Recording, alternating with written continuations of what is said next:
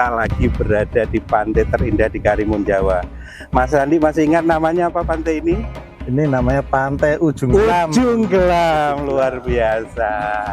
Hari ini tanpa direncanakan, saya Solihul bersama Mas Andi ini bisa pas kebetulan di Pantai Ujung Gelam. Ceritanya panjang, kita bisa sampai sini Mas Andi ya. Di pinggir pantai di Karimun Jawa, namanya Ujung Gelam. Berbicara wisata biasa Mas. Mas Andi, kita akan sedikit membicarakan yang di luar kebiasaan. Ini saya tahu Mas Andi itu penggemar dan pemerhati sejarah. Salah satunya adalah perjuangan Pangeran Diponegoro. Mas Andi, ini jarang-jarang, bahkan belum ada memperbincangkan kepahlawan Pangeran Diponegoro di Karimun Jawa. Itu yang akan kita virusi semuanya di luar sana. Mas Andi, saya juga penggemar pemerhati, belum banyak sih tentang perjuangan Pangeran Diponegoro. Menurut Mas Andi, kepahlawan Pangeran Diponegoro itu gimana dan segede apa gitu, kira gimana Mas Andi? Menurut Ya, Andi? menurut kami, Pangeran Diponegoro itu salah satu pahlawan nasional yang sangat sangat saya kagumi. Oke. Beliau itu dari buku-buku yang saya baca, Banyak yang menulis, YouTube yang saya dengar ya, yang diawali oleh Ustadz salah satunya ya, Salim Afilah. Salim Afilah ya, ini ya. Itu termasuk Diponegoro Expert lah kalau saya katakan, Diponegoro seperti Peter Carey Ya, yang dari Inggris itu. Jadi di situ diceritakan bahwa beliau itu sebagai sosok seorang pemimpin, ya. seorang yang cerdas, seorang yang jenius, dan beliau termasuk Dan dari bumi dari Nusantara. buminya Nusantara, dari tanah Jawa, sementara kita berada di Karimun Jawa. Iya. Yang kita tahu di sejarah yang kita pelajari di sekolah, Pangeran Diponegoro itu perjuangannya dari tahun 1825 sampai 1830. itu kan mirip habis maghrib ya Mas ya? Betul. Singkat sekali.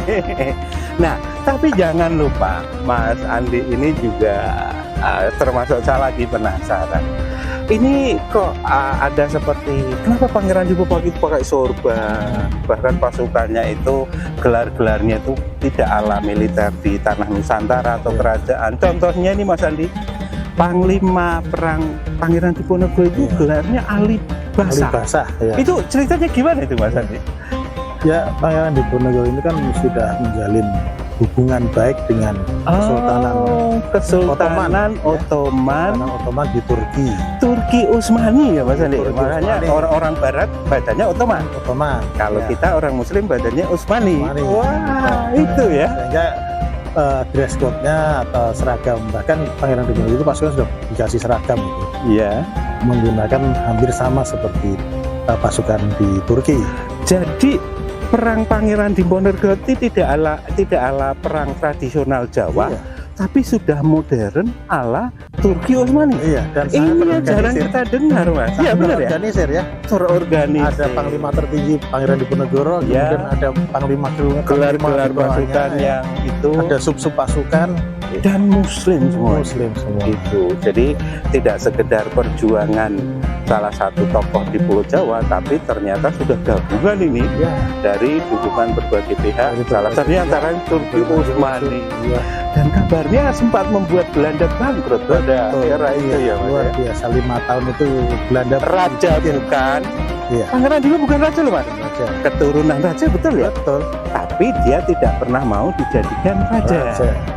Raja bukan, tapi ahli strategi perang dan Ahli ekonomi. Seorang ahli agama. Ahli Ulama, agama. ya. Ini hal yang jarang kita ketahui secara biasa-biasa. Ini layak kita semangati ini. Pangeran Diponegoro itu kabarnya mampu membuat bangkrut Belanda secara ekonomi juga ini. Kalau nggak berhenti perangnya, Belanda bangkrut beneran. Oke, jadi kita bangsa Indonesia itu patut mensyukuri punya pahlawan sekaliber dan setangguh Pangeran Diponegoro. Tapi sayang ya, di akhir perjuangannya ternyata hanya apa ya, kayak semacam maskul gitu kita ya. Kalau kalah perang itu kita gagah Mas ya. Iya. Tapi kalah disiasati ini. Jadi kelicikan tipu muslihat Belanda itu ternyata mengakhiri perang Diponegoro di tahun 1830. Mas Andi, ada mungkin ada semacam statement atau apa untuk yang menurut Mas Andi baik bagi yang lain terkait Pangeran Diponegoro? Iya, Pangeran Diponegoro patut kita teladani oleh seluruh generasi muda ya. Saya pikir Tidak cukup sejarah yang dibaca saja ya. tidak cukup sejarah yang dibaca. Kita tidak Harus hanya kita menghafal, kulik lebih luasnya. kita tidak hanya menghafal tahun Iya. periode peperangan, tanggal kelahiran, kapan dia wafat, tapi nilai-nilai itu yang harus kita tanamkan dalam jiwa kita berjuang. Yang Jadi luar biasa ada salah satu pahlawan yang paling Betul, ditakuti betul. Belanda di era hingga itu, kita merdeka ya. kita. Baik, terima kasih. Perbincangan singkat ini akan mengawali perbincangannya lagi. Tunggu perbincangan kami tentang Puri, Tegalrejo, Gua Selarong, kemudian Bagelen Barat, yang semua itu menjadi tempat-tempat pertemuan yang heroik oleh Pangeran Diponegoro dan prajurit-prajurit muslimnya. Betul. Terima kasih Mas Andi. Sama-sama, Pak Semoga kita dipertemukan di lain waktu dengan Insya Allah. perbincangan yang lain. Iya, Terima kasih. Terima kasih.